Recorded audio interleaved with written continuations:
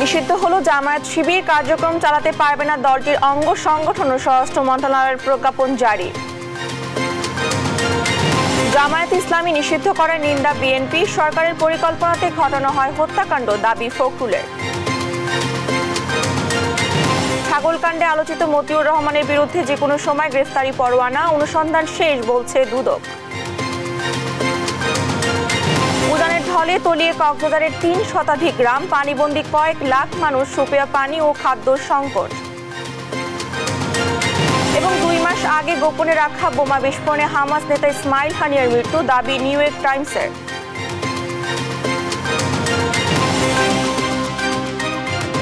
আমন্ত্রণ সংবাদ সকালে, দেখছিলেন শিরোনাম, সঙ্গে আছি আমি ডানা ইসলাম। এবারে বিস্তারিত। অবশেষে নিষিদ্ধ হলো জামায়াত ইসলামী ও ইসলামী ছাত্র শিবির। বৃহস্পতিবার বিকেলে প্রজ্ঞাপন জারি করে স্বরাষ্ট্র মন্ত্রণালয়। এতে বলা হয়, সরকারের কাছে যথেষ্ট তথ্য প্রমাণ রয়েছে যে জামায়াত শিবির সাম্প্রতিককালে সংগঠিত হত্যাযজ্ঞ, ধ্বংসাত্মক কার্যকলাপ ও সন্ত্রাসী কর্মকাণ্ডে সরাসরি এবং উস্কানির মাধ্যমে জড়িত। সেজন্য সন্ত্রাস বিরোধী আইন অনুযায়ী তাদের কার্যক্রম নিষিদ্ধ ঘোষণা করা হয়। আইনমন্ত্রী জানান, এ দলের অধীনে কেউ আর রাজনীতি করতে পারবে না। এ নিয়ে আরো জানাচ্ছেন হাসান মাহমুদ। জামায়াতে ইসলামী ও ইসলামী ছাত্র শিবিরকে নিষিদ্ধ করা হয়েছে। একই সঙ্গে তাদের সব অঙ্গ সংগঠনের রাজনৈতিক ও সাংগঠনিক কার্যক্রম নিষিদ্ধ করেছে সরকার। বৃহস্পতিবার বিকেলে স্বরাষ্ট্র মন্ত্রণালয়ের জননিরাপত্তা বিভাগ থেকে এ সংক্রান্ত প্রজ্ঞাপন জারি করা হয়। প্রজ্ঞাপনের প্রথম অংশে বলা হয়, আন্তর্জাতিক অপরাধ ট্রাইব্যুনালের কয়েকটি রায়ে জামায়াতে ইসলামী এবং এর অঙ্গ সংগঠন ইসলামী ছাত্র শিবির ১৯৭১ সালের মহান মুক্তিযুদ্ধে গণহত্যা, যুদ্ধাপরাধ ও মানবতা বিরোধী অপরাধের জন্য দায়ী।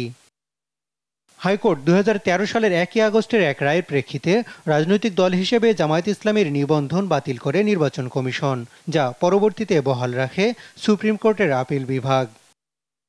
প্রজ্ঞাপনের শেষ অংশে বলা হয়, সাম্প্রতিককালে সংগঠিত হত্যাযজ্ঞ, ধ্বংসাত্মক কার্যকলাপ ও সন্ত্রাসী কর্মকাণ্ডে সরাসরি ও উস্কানির মাধ্যমে জড়িত জামায়াত শিবির। তাই সরকার ২০০৯-এর সন্ত্রাস বিরোধী আইনের ১৮-র ১-এর ক্ষমতা বলে জামায়াত শিবির ও তাদের সব অঙ্গ সংগঠনকে রাজনৈতিক দল ও সংগঠন হিসেবে নিষিদ্ধ ঘোষণা করল। এর আগে দলটিকে নিষিদ্ধের বিষয়ে আইনি মতামত দিয়ে স্বরাষ্ট্র মন্ত্রণালয়ে ফাইল পাঠায় আইন মন্ত্রণালয়। আইনি মতামত দেওয়ার পর আইনমন্ত্রী বলেন, নিষিদ্ধ হওয়ার পর এই দলের অধীনে কেউ রাজনীতি করতে পারবে না। এই দলের আন্ডারে তারা রাজনীতি করতে পারবে না।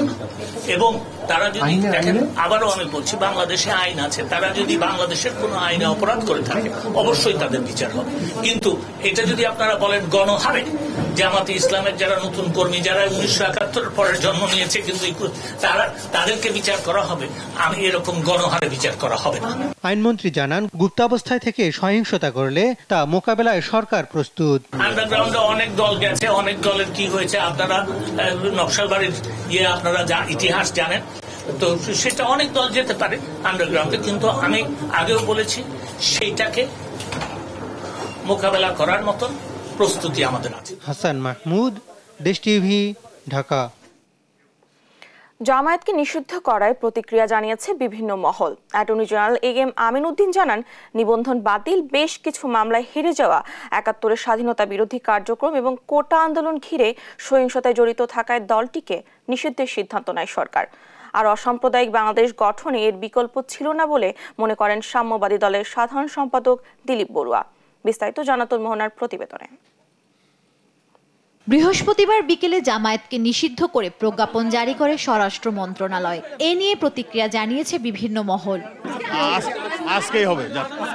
১৪ দলের নেতা সাম্যবাদী দলের সাধারণ সম্পাদক দিলীপ বড়ুয়া জানান, ধর্মের নামে কোমলমতি শিক্ষার্থীদের ব্যবহার করে সরকার উৎখাতে ষড়যন্ত্র করে জামায়াত, তাই তাদের নিষিদ্ধ করা ছাড়া বিকল্প ছিল না। সময়ের জরুরি প্রয়োজনে আজকে জামায়াতকে নিষিদ্ধ করা ছাড়া বিকল্প নাই। এই সাধারণ কোঠা আন্দোলনকে কেন্দ্র করে এখন কোঠা আন্দোলনের মধ্যে সীমাবদ্ধ না থেকে এটাকে সুবিস্তৃত করে আজকে সারা দেশে স্ফুলিঙ্গ থেকে দামানল সৃষ্টি করছে। তাদের মূল লক্ষ্য হচ্ছে রাজনীতিক গণ উদ্বুদ্ধন সৃষ্টি করা। ৭১ সালের নৃশংস কর্মকাণ্ড এবং কোটা আন্দোলনের সহিংসতায় জামায়াতের সংশ্লিষ্টতা থাকায় সরকার এই সিদ্ধান্ত নিয়েছে বলে জানান attorney general M Amin Uddin. এছাড়া নিবন্ধন বাতিল সহ বেশ কিছু মামলায় জামায়াতের হেরে যাওয়া অন্যতম কারণ বলে জানান তিনি। ১৯৭১-এর মহান স্বাধীনতা যুদ্ধ থেকে তাদের নির্বাচন কমিশন কর্তৃক তাদের যে ইয়েটা দিয়ে হয়েছিল, নির্বাচনের যে তাদের দল হিসেবে নিবন্ধন দেওয়া হয়েছিল, সেই দলটি ক্যান্সেল করার সংক্রান্ত হাইকোর্টের রায় এবং তাদের বর্তমান কার্যকলাপ সবকিছু বিবেচনায় নিয়ে এইটা করা হয়েছে, এই আদেশটা জারি করা হয়েছে। আদালতের রায়ে নির্বাচন কমিশন 2013 সালে জামায়াতের নিবন্ধন বাতিল করে। পরে দলটি আপিল করলে 2023 সালের 19 নভেম্বর তা খারিজ করে দেন আপিল বিভাগ। জান্নাতুল মোহনা, দেশ টিভি, ঢাকা। নানা কর্মকাণ্ডের কারণে বিভিন্ন সময় আইনি জটিলতার মুখে পড়ে জামায়াত। মানবতা বিরোধী অপরাধে দলটিকে আদালতের অপরাধী সংগঠন আখ্যা, নিবন্ধন বাতিল, মানবতা বিরোধী অপরাধে দলটির শীর্ষ নেতারা দণ্ডিত হওয়ায় স্বাভাবিক রাজনীতির সুযোগ হারায় দলটি। এবার নিয়ে স্বাধীনতা বাংলাদেশে দুবার এবং পাকিস্তান আমলেও দুবার নিষিদ্ধ হয় জামায়াত। এ নিয়ে আরো জানাচ্ছেন তৌফিক মাহমুদ মুন্না। উপমহাদেশের দেশভাগের আগে 1941 সালে জামাত ইসলামী প্রতিষ্ঠা করেন মাওলানা সাইদ আবুল আলা মওদুদি। 1959 সালে সাম্প্রদায়িক দাঙ্গায় উস্কানির অভিযোগে এবং 1962 সালে আইয়ুব খান প্রণীত মুসলিম পারিবারিক আইনের বিরোধিতার কারণে 1964 সালে 4 জানুয়ারি জামাত ইসলামীর কর্মকাণ্ড নিষিদ্ধ করা হয়। সবশেষ বাংলাদেশে 1972 সালে সংবিধানের 38 অনুচ্ছেদ অনুসারে দলটিকে নিষিদ্ধ করে সরকার। পরে 1977 সালে সংবিধানের ওই ধারা বাতিলের পর ফের রাজনীতিতে আসে জামায়াত। তখন থেকে জামাতের বিরোধিতা করে আসছিল সুশীল সমাজ ও বুদ্ধিজীবীরা। মহান মুক্তিযুদ্ধের সময় যে দল স্বাধীনতার বিরোধিতা করেছিল 53 বছরেও সে জামাতকে নিষিদ্ধ বা অপরাধী সংগঠন হিসেবে বিচার করা হয়নি। তবে 71 যুদ্ধপথের দায়ে জামাতের শীর্ষ নেতাদের ফাঁসির রায় এরই মধ্যে কার্যকর হয়েছে। 2008 সালে 4 নভেম্বর জামাতকে নির্বাচন কমিশন থেকে সাময়িক নিবন্ধন দেওয়া হয়। রাজনৈতিক দল হিসেবে জামাতকে নির্বাচন কমিশনের দেওয়া নিবন্ধনের বৈধতা নিয়ে 2009 সালে রিট করেন তরিকত ফেডারেশনের সেক্রেটারি জেনারেল সৈয়দ রেজাউল করিম চাঁদপুরি সহ 25 ব্যক্তি। রিটের শুনানি শেষে 2013 সালের 1 আগস্ট জামাতের নিবন্ধন বাতিলের রায় দেন হাইকোর্ট। এর বিরুদ্ধে আপিল করে দলটি। এরপর 2023 সালে 19 নভেম্বর জামাতের আপিল খারিজ করে দেন আপিল বিভাগ। তৌফিক মাহমুদ মুন্না, দেশ টিভি, ঢাকা। জামায়াতে ইসলামীকে নিষিদ্ধ করায় তীব্র নিন্দা ও প্রতিবাদ জানিয়েছে বাংলাদেশের অন্যতম প্রধান বিরোধী রাজনৈতিক দল বিএনপি। বৃহস্পতিবার গণমাধ্যমে পাঠানো এক বিবৃতিতে জামায়াত প্রসঙ্গে নিজেদের অবস্থান জানায় বিএনপি। সেখানে অভিযোগ করা হয় সাম্প্রতিক সহিংসতা ও হত্যাযজ্ঞে নিজেদের দায় আড়াল করতে এমন সিদ্ধান্ত নেয় ক্ষমতাসীন আওয়ামী লীগ সরকার। বলা হয় চক্রান্ত করে তারা নিজেদের দায় এড়াতে পারে না। সরকারের নির্দেশ ও পরিকল্পনাতে ইতিহাসের জঘন্যতম হত্যাকাণ্ড ঘটানো হয়েছে বলে দাবি করা হয় বিবৃতিতে।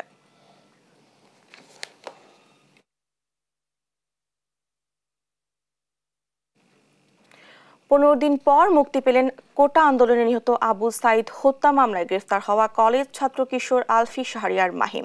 বৃহস্পতিবার বিকেলে রংপুর কেন্দ্রীয় কারাগার থেকে জামিনে মুক্ত হন তিনি। এই ভুলের দায় কে নেবেন? মাহিমের আইনজীবী এমন দাবি করলেও পুলিশ বলছে তদন্তে নিরাপরাধ প্রমাণিত হলে অব্যাহতি পাবেন তিনি। আর এই ঘটনায় নিরাপরাধ মাহিমকে হয়রানি না করার দাবি পরিবারের। রংপুর থেকে রফিকুল ইসলামের প্রতিবেদন, ছবি তুলেছেন মাহমুদ রকি। গেল 18 জুলাই আন্দোলনের সময় তাছাড় থানা এলাকা থেকে Rangpur police lines school and কলেজের শিক্ষার্থী কিশোর মাহিমকে গ্রেফতার করে পুলিশ। পরের দিন 19 বছর বয়স লিখে আদালতে পাঠালে শুনানি শেষে তাকে কারাগারে পাঠানোর নির্দেশ দেন বিচারক। জামিনে মুক্তি পাওয়ার পর বিষয়টি নিয়ে কথা বলেন মাহিমও। যখন আমি সেন্সলেস হয়ে পড়ে গেছিলাম তখন টিয়ার গ্যাস ছাড়ছিল, তো যখন টিয়ার গ্যাসটা সেরেছিল তখন আমার পিছন থেকে তো সবাই চলে গেছে, তখন আমি একাই পড়ে গেছিলাম, তখন আমাকে ধরছে। মাহিম বয়সে কিশোর এবং নিরপরাধ এড়িয়ে ফেসবুকে পোস্ট করেন তার বোন সানজানা আক্তার স্নেহা। তার এই স্ট্যাটাসে ব্যাপক আলোচনার পর পুলিশের শীর্ষ পর্যায়ে কথা বলেন মাহিমের স্বজনরা। 5 আগস্ট জামিন শুনানির দিন থাকলেও মাহিম বয়সে কিশোর বিষয়টি আদালতের নজরে এনে বৃহস্পতিবার তার জামিন প্রার্থনা করলে বিচারক মোস্তফা কামাল তার জামিন মঞ্জুর করেন। তবে মামলা থেকে অব্যাহতি দেওয়া হয়নি। আজকে আদালতে আমরা আগাম জামিন শুনানির জন্য দরখাস্ত করেছি। দরখাস্ত করার পর সেটা শুনানি হয়েছে। শুনানি হওয়ার পরে শিশু ফাহিমকে আদালত সন্তুষ্ট হয়ে জামিন প্রদান করেছে। পরিবারের দাবি, অনেকটা নিখোঁজ থাকার পর আদালত থেকেই খোঁজ মেলে মাহিমের। বয়সে কিশোর আর সংঘর্ষে সংশ্লিষ্টতা না থাকায় মামলা থেকে অব্যাহতির দাবি করেন তারা। ব্যবস্থা নেওয়ার আশ্বাস পুলিশের। জামিন দিল ঠিকই আছে, কিন্তু জামিনে কি আসলে মুক্তি? তাকে এই যে মামলা থেকে প্রত্যাহার করলো না, সে যে একজন শিক্ষার্থী, তার জীবনে কি এই মামলাটার দাগ থাকবে না? আমার বাড়ি তো ওখানে, আমার ছেলে ওখানে থাকবে না, কোথায় থাকবে? তাহলে সেখান থেকে কেন আমার ছেলেকে ধরে নিয়ে আসা হলো, আবার আমাদেরকে কেন জানানো হয় নাই? এই মামলার থেকে আমি সম্পূর্ণভাবে অব্যাহতি চাচ্ছি যে আমার এই ছেলে যে উপরে যাতে কোনো আর অভিযোগ না থাকে, নির্দোষ ছেলে, যে সে নির্দোষ। অরিজিনাল বয়স হচ্ছে 17 বছর, তাই না? কিন্তু দেখানো হয়েছে 20 বছর। এই বিষয়টি সোশ্যাল মিডিয়ার মাধ্যমে জানার সাথে সাথে আমি ব্যক্তিগতভাবে ওর পরিবারের সাথে যোগাযোগ করি সাংবাদিকদের মাধ্যমেই, এবং এখান থেকে আমরা তাদেরকে আদালতে পাঠিয়েছি। আমরা আশা করছি যে আদালতের প্রক্রিয়াতেই খুব দ্রুততম সময়ের মধ্যেই এই বিষয়টির অবসান হবে। শিক্ষার্থীদের এভাবে গ্রেফতার না করতে আইনশৃঙ্খলা বাহিনীর প্রতি আহ্বান জানান রংপুরের বিশিষ্টজনরা। রফিকুল ইসলাম, দেশ টিভি, রংপুর। 16 থেকে 21 জুলাই পর্যন্ত দেশের বিভিন্ন স্থানে কোটা সংস্কার আন্দোলন ঘিরে নিহত হওয়ার ঘটনা তদন্তের জন্য বিচার বিভাগীয় তদন্ত কমিশনার পুনর্গঠন করা হয়েছে। বৃহস্পতিবার মন্ত্রিপরিষদ বিভাগ থেকে তদন্ত কমিশন পুনর্গঠন করে প্রজ্ঞাপন জারি করা হয়। এর ফলে কমিশনের কাজের পরিধি সহ সদস্য সংখ্যা বৃদ্ধি হলো। বর্তমান কমিশনে বিচারপতি খন্দকার দিলুরুজ্জামান, সভাপতি ও বিচারপতি KM জাহিদ সরওয়ার এবং বিচারপতি শওকত আলী চৌধুরীকে সদস্য করে 3 সদস্যের বিচার বিভাগীয় তদন্ত কমিশন গঠন করা সরকার। এই কমিশন আগামী 4 আগস্ট রংপুরে নিহত আবু সাইদ সহ 6 জনের বিষয়ে তথ্য প্রমাণ সংগ্রহ করতে রংপুরে যাবেন।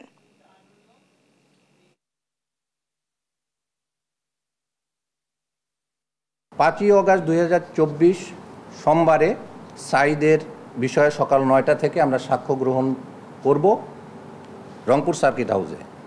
6 তারিখে ওখানে 3 জন ব্যক্তি, সাজ্জাদ হোসেন, মুসলিম উদ্দিন মিলন, মোহাম্মদ মানিক মিয়া, তাদের সাক্ষ্য গ্রহণ করব আমরা 6 আগস্ট 2024 তারিখে। 7 তারিখে বুধবারে আমরা মোহাম্মদ মেরাজুল ইসলাম এবং মোহাম্মদ আবদুল্লাহ আল তাহের এদের সাক্ষ্য গ্রহণ করব। যারা যারা সাক্ষ্য দিতে আসবেন কোনোভাবেই কোনো সাক্ষীকে ভয়ভীতি বা কোনো রকম কিছু প্রদর্শন করা যাবে না। এ ব্যাপারে কমিশন কাউকে ছাড় দিবে না। ছাগলকাণ্ডে আলোচিত সাবেক রাজস্ব কর্মকর্তা মতিউর রহমানের বিরুদ্ধে যে কোনো সময় গ্রেফতারি পরোয়ানা জারি হতে পারে। দুদক বলছে ইতোমধ্যে অনুসন্ধান কাজ শেষ করেছে তারা। কোথায় আছেন মতিউর, এই আলোচনার মধ্যে স্বেচ্ছায় অবসরে আবেদন করেন তিনি। এদিকে টিআইবি নির্বাহী পরিচালক ডক্টর ইফতেখারুজ্জামান বলেন, ক্ষমতার অপব্যবহার করা সংশ্লিষ্ট সকলকে দৃষ্টান্ত শাস্তি নিশ্চিত না করলে এমন মতিউর সমাজে থেকে যাবে। বিস্তারিত ফজলে আদিত্য রিপোর্ট। মতিউর রহমান গড়েছে সম্পদের পাহাড়, কোথায় নেই তার সম্পদ। দেশ পেরিয়ে বিদেশেও কিনেছেন বিশাল অট্টালিকা, যা একজন সরকারি কর্মকর্তার সম্পূর্ণ জ্ঞাত আয় বহির্ভূত। গত ঈদুল আজহার আগ থেকে সম্পদের পরিমাণ নিয়ে বিতর্ক শুরু হয়। আস্তে আস্তে বের হতে থাকে থলের বিড়াল। মতিউরের ছেলের দামি ব্র্যান্ডের গাড়ি, বিলাসবহুল জীবনযাপন এবং পরিবারের সদস্যদের নামে রিসর্ট, শুটিং স্পট, বাংলো বাড়ি, জমিসহ গড়েছেন নামে বেনামে নানান সম্পদ। আলোচনায় আসার পর থেকে আত্মগোপনে রয়েছে অভিযুক্ত এই এনবিআর কর্মকর্তা। কোথায় আছেন মতিউর, এই আলোচনার মধ্যে হঠাৎ করে স্বেচ্ছায় অবসরে যাওয়ার আবেদন করেন তিনি। সে অনুযায়ী অবসর প্রদানও করে অর্থ মন্ত্রণালয়। অপরাধের সত্যতা পাওয়ায় সাবেক এনবিআর কর্মকর্তা মতিউর রহমানের উপর যে কোনো সময় গ্রেপ্তারি পরোয়ানা জারি হতে পারে, জানান দুর্নীতি দমন কমিশনের মহাপরিচালক মোহাম্মদ শাহরিয়াজ।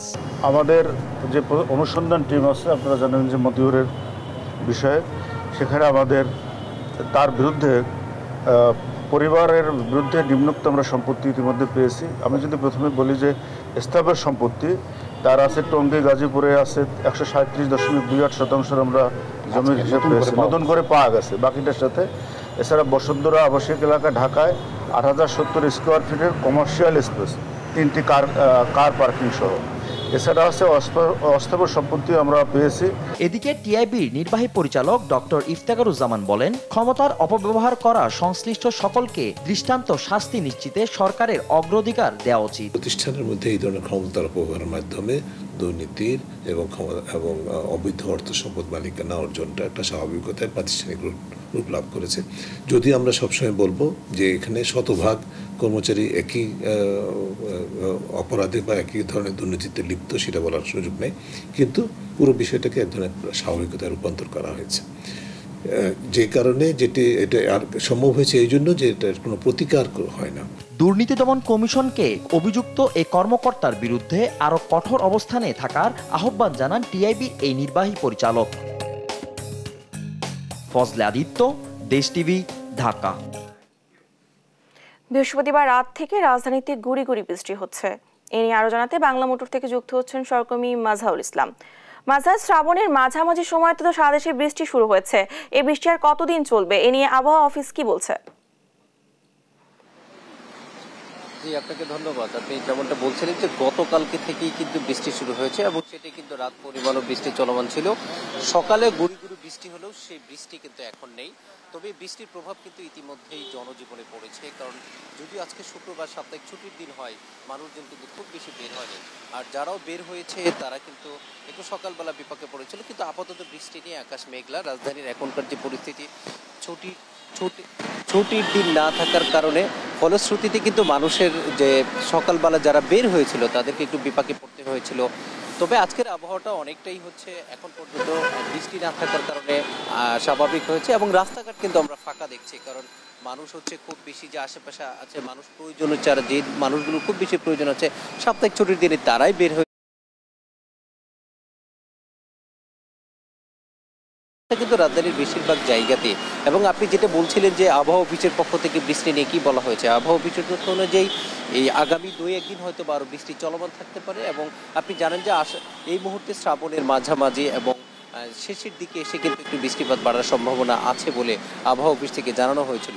এই যে মানুষের এই যে বর্ষাকালে যে পরিমাণ বৃষ্টি হওয়ার কথা, জলবায়ু পরিবর্তনের কারণে কিন্তু ততটা বৃষ্টি হচ্ছে না এবং জলবায়ু পরিবর্তনের প্রভাব কিন্তু দক্ষিণ এশিয়া সহ বাংলাদেশ সহ বিভিন্ন দেশে কিন্তু পড়তে শুরু করেছে। আপনাকে জানিয়ে রেখে আজকে রাজধানীতে কিন্তু অনেকগুলো প্রোগ্রাম আছে, অর্থাৎ বৈষম্য বিরোধী ছাত্র আন্দোলনকে তারা যে আন্দোলন করছেন তাদের যেমন অনেকগুলো প্রোগ্রাম আছে, একই সাথে আগস্ট মাসে কিন্তু বাংলাদেশ আওয়ামী লীগের কিছু প্রোগ্রাম থাকে এবং তারা কিন্তু একটা শোক র্যালি হওয়ার কথা রয়েছে বিকেল 3টার দিকে এবং বৈষম্য বিরোধী ছাত্র আন্দোলনের পক্ষ থেকে নামাজের আগে, এবং সেই কিন্তু অনেক ধরনের প্রোগ্রাম কিন্তু রাজধানী ঢাকায় হওয়ার কথা আছে। এবং এই যে বৃষ্টি, এই বৃষ্টির প্রভাব কিন্তু যারা বের হয়েছেন তাদের উপর পড়েছে, যদিও বৃষ্টি এখন নেই।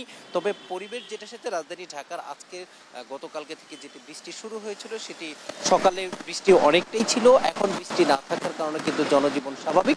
তবে মানুষ কিন্তু প্রয়োজনে খুব বেশি বের হয়নি, মূলত যাদের খুব বেশি প্রয়োজন তারাই কিন্তু রাজধানীতে বের হয়েছেন। এই ছিল তো মূলত রাজধানীর বাংলা মোটর থেকে আজকে আমার কাছে রাজধানীর সর্বশেষ তথ্য। রাজধানী বাংলা মোটর থেকে আবহাওয়ার খবর জানাচ্ছিলেন আমাদের সহকর্মী। এদিকে উজানের ঢলে প্লাবিত কক্সবাজার, ডুবেছে 5 উপজেলার 3 শতাধিক গ্রাম। পানিবন্দী দিন কাটাচ্ছে কয়েক লাখ মানুষ। তীব্র হচ্ছে সুপেয় পানি ও খাদ্য সংকট। দুর্গতদের অভিযোগ এখনো মেলেনি কাঙ্ক্ষিত ত্রাণ। সহকর্মী সৌরভ দেবের রিপোর্ট জানাচ্ছেন আপন অপু। ভারী বৃষ্টি, উজান থেকে নামছে ঢলের পানি, ডুবছে একের পর এক গ্রাম। বিপদসীমার উপর দিয়ে বইছে মাতামুহুরী ও বাকখালী নদী। এমনই দৃশ্য কক্সবাজার নির্মাঞ্চলের। ভোগান্তিতে চকরিয়া, পেকুয়া, রামু, সদর ও উখিয়া উপজেলার 3 শতাধিক গ্রামের কয়েক লাখ মানুষ।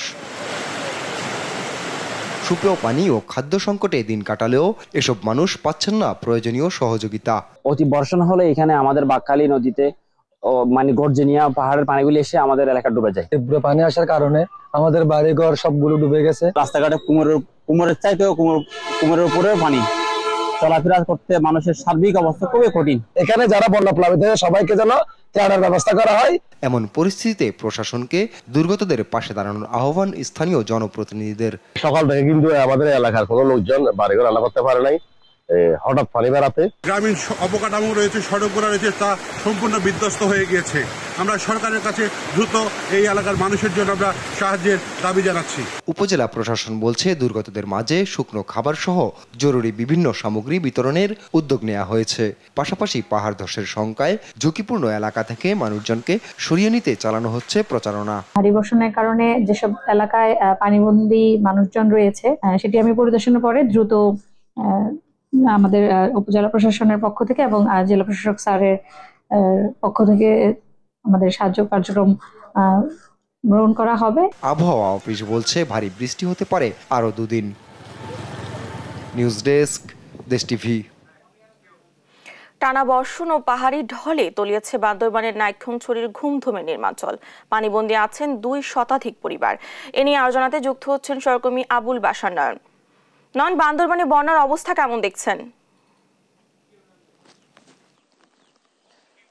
জি, আসলে বর্ষার অনেকটা শেষ সময়ে এসে বান্দরবানের যে প্রধান দুটি নদী সাঙ্গু এবং মাতামুহুরী নদী এখন ভরা যৌবন ফিরে পেয়েছে। এই মুহূর্তে আমি যেখানটিতে আছি সাঙ্গু নদীর তীরবর্তী এলাকা। গত 4 দিন ধরে টানা যে বৃষ্টিপাত হচ্ছে পাহাড়ি ঢলের কারণে এই দুটি নদী আসলে টইটম্বুর হয়ে পড়েছে, যার কারণে এই নদীগুলোর পানি বৃদ্ধি পেলে বান্দরবানের যে নিম্ন এলাকা রয়েছে, বিশেষ করে থানচি, নাইক্ষ্যংছড়ি উপজেলার গুন্দুম, তুমরু এবং লামার নিম্ন এলাকাগুলোর মানুষের মাঝে আসলে ভয়টা বাড়ে। ঠিক তেমনি ভাবে গত 4 দিন ধরে যে ভারী বৃষ্টিপাত হচ্ছে, বৃষ্টিপাতের ফলে মানুষের মাঝে ভয়টা কাজ করছে। কেননা গত বছর একই সময়ে আগস্টের প্রথম সপ্তাহে যে বান্দরবানে ভয়াবহ বন্যা হয়ে গেছে, সে বন্যার ক্ষতি আসলে মানুষ এখনো কাটিয়ে উঠতে পারেনি। কিন্তু এই বর্ষার শেষ সময় এসে চলতি বছর নাইক্ষ্যংছড়ি উপজেলার তুমরুতে অন্তত 2 শতাধিক মানুষ পানিবন্দী ছিল গতকাল। পাশাপাশি আমরা দেখেছি থানচি উপজেলার সাথে বান্দরবানের সড়ক যোগাযোগ বন্ধ ছিল, যেখানে পাহাড় ধসের কারণে সড়ক যোগাযোগ বন্ধ ছিল। পরবর্তী সেনাবাহিনী এবং ফায়ার সার্ভিসের লোকজন গিয়ে গতকাল বিকেল নাগাদ থানচির সাথে বান্দরবান সদরের যোগাযোগ ব্যবস্থা আসলে চালু করে। পরবর্তী নিম্ন এলাকার কথা যদি বলি, বান্দরবানের লামা উপজেলায় বেশ কিছু এলাকায় পানি ঢুকে পড়েছিল, যার কারণে লামা এবং আলীকদম দুটি উপজেলার সড়ক যোগাযোগ বেশ কয়েক ঘন্টা বন্ধ ছিল। পরবর্তী পানি নেমে গেলে যোগাযোগ ব্যবস্থা স্বাভাবিক হয়েছে। কিন্তু এখনো পর্যন্ত পানি নেমে গেলেও মানুষের ভয় কাটেনি, কেননা যে দুটি প্রধান নদীর পানি এখন টইটম্বুর। কখন আসলে ভারী বৃষ্টিপাত হবে, বৃষ্টিপাত হলে এই নিম্ন এলাকাগুলো প্লাবিত হবে, এই ভয়টি আসলে কাজ করছে। পাশাপাশি আরেকটি বিষয় জানিয়ে রাখি, গত 4 দিনে ভারী বর্ষণে বান্দরবানের বিভিন্ন উপজেলায় ছোট বড় বেশ কিছু পাহাড় ধসের ঘটনা ঘটেছে। তবে এই ঘটনায় কোনো হতাহতের ঘটনা ঘটেনি বলে জানিয়েছেন বান্দরবান জেলা প্রশাসক শাহ মুজাহিদ উদ্দিন। এই ছিল আমার কাছে বান্দরবান থেকে বন্যার সর্বশেষ। চলে যাচ্ছি স্টুডিওতে। বান্দরবান থেকে বন্যা পরিস্থিতির খবর জানাচ্ছিলেন আমাদের সহকর্মী। সরবরাহ বাড়াতে ব্রাহ্মণবাড়িয়াতে কিছুটা নিম্নমুখী সবজির দাম। বিস্তারিত জানাতে ব্রাহ্মণবাড়িয়া থেকে যুক্ত হচ্ছেন সহকর্মী মেহেদী নূর পরশ। মেহেদী, শাকসবজির বাজার দর কেমন দেখছেন, এ নিয়ে কি বলছেন ক্রেতা বিক্রেতারা? গেল কয়েকদিন আগেও ব্রাহ্মণবাড়িয়ায় শাকসবজি বাজার দর অনেকটা চড়া ছিল। মূলত চলমান অস্থিরতা, কারফিউ সহ নানান কারণে সবজির সরবরাহ কম থাকায় দাম অনেকটা ক্রেতাদের নাগালের বাইরে চলে গিয়েছিল। বর্তমানে পরিস্থিতি কিছুটা স্বাভাবিক হওয়ায় এবং কারফিউর সময়সীমা দীর্ঘ সময় পর্যন্ত শিথিল হওয়ায় সবজির সরবরাহ কিন্তু বেড়েছে। ফলে বাজারে সবজির দামের প্রভাব পড়েছে। প্রতি কেজি সবজিতে প্রায় 20 থেকে 30 টাকা কেজি কমেছে কেজিতে। আমি এখন আছি জেলা শহরের যে প্রাচীনতম একটি পাইকারি বাজারে। এই বাজারে যে বিক্রেতারা রয়েছেন, তারা দেশের বিভিন্ন প্রান্ত থেকে এখান থেকে সবজি সরবরাহ করে থাকে, এখানে বিক্রি করে থাকেন। এই বাজারও পাইকারি থেকে নিম্ন পর্যায়ে যে পাইকারি খুচরা পর্যায়ে সব ধরনের সবজির দাম অনেকটা নিম্নমুখী। এছাড়া এই বাজার থেকে জেলা শহরে যে আর ছোট ছোট বাজার রয়েছে, ছোট ছোট বাজারে বিক্রেতারাও এখান থেকে সবজি কিনে নিয়ে বিক্রি করে থাকেন। আমি যদি সবজির দামের কথা বলি, এখানে সবজি যে টমেটো রয়েছে, টমেটো 150 টাকা কেজি বিক্রি হচ্ছে, এবং ঝিঙ্গা 60 টাকা কেজি বিক্রি হচ্ছে, বেগুন 50 টাকা কেজি বিক্রি হচ্ছে, কাঁচা মরিচ 160 টাকা কেজি বিক্রি হচ্ছে, এবং ধনিয়া পাতা যেটা 120 টাকা কেজি বিক্রি হচ্ছে, করলা 70 টাকা কেজি বিক্রি হচ্ছে, লাউ 60 টাকা থেকে 60টা প্রতি পিস 60 টাকা বিক্রি হচ্ছে। এছাড়া যে ছড়া রয়েছে, ছড়াও 60 থেকে 70 টাকা কেজি বিক্রি হচ্ছে, আলু 55 টাকা কেজি বিক্রি হচ্ছে, এবং লেবু যে রয়েছে প্রতি পিস যে প্রতি হালি লেবু 25 থেকে 30 টাকা হালিতে বিক্রি হচ্ছে। এছাড়া যে আপনি পটল রয়েছে, পটল 30 টাকা কেজি বিক্রি হচ্ছে। বেগুন যে রয়েছে, বেগুন বিভিন্ন প্রকার ভেদে 40 থেকে 50 টাকা কেজি বিক্রি হচ্ছে। তো ক্রেতারা যে আমাকে জানিয়েছেন, কয়েকজন ক্রেতার সাথে আমার কথা হয়েছে, তারা বলছেন যে বাজার দর কমলেও এখনো বাজারে যে সবজির দাম রয়েছে তা অনেকটাই বেশি। তারা বলছেন বাজারে যে সঠিক যে নিয়ন্ত্রণ, একটা সঠিক সংশ্লিষ্টদের কাছে একটা দাবি জেনেছেন যে বাজার দর নিয়ন্ত্রণের জন্য। তো ভোক্তা অধিদপ্তরের সাথে আমার কথা হয়েছে, তারা বলছেন তারা নিয়মিত বাজার মনিটরিং করছেন। কৃত্রিম সংকট তৈরি করে বাজার দর বাড়লে তাদের বিরুদ্ধে তারা ব্যবস্থা নেবেন বলে আমাকে জানিয়েছেন। এ ছিল শাকসবজির বাজার নিয়ে আমার কাছে সর্বশেষ। এবার নারায়ণগঞ্জ থেকে নিত্যপণ্যের বাজার নিয়ে জানাচ্ছেন সহকর্মী বিল্লাল হোসেন। আপনাকে প্রথমেই জানাতে চাই, আমদানি করা যে পণ্যগুলো নারায়ণগঞ্জের বাজারে আসে সেই পণ্যের দাম কিন্তু এখন সবচেয়ে বেশি ঊর্ধ্বমুখী। অর্থাৎ যে দিবুবাবুর বাজার, এই বাজারে পেঁয়াজ বিক্রি হচ্ছে 108 টাকা থেকে 110 টাকা কেজির মধ্যে, আদা বিক্রি হচ্ছে 240 টাকা, রসুন বিক্রি হচ্ছে 110 টাকা এবং খেসারি ডাল বিক্রি হচ্ছে 110 থেকে 15 টাকার মধ্যে, মসুরি ডাল বিক্রি হচ্ছে 115 টাকা। এছাড়া খোলা তেল এই বাজারে পাওয়া যাচ্ছে 160 টাকা এবং প্যাকেট জাতীয় তেল বিক্রি হচ্ছে 165 থেকে 70 টাকা। আলু বিক্রি হচ্ছে 47 থেকে 50 টাকা কেজির মধ্যে এবং শুকনা মরিচ বিক্রি হচ্ছে 380 টাকা। তো এই পণ্যগুলোর দাম কিন্তু গত কয়েকদিনের তুলনায় 5 থেকে 10 টাকা আজকের বাজারে ঊর্ধ্বমুখী রয়েছে।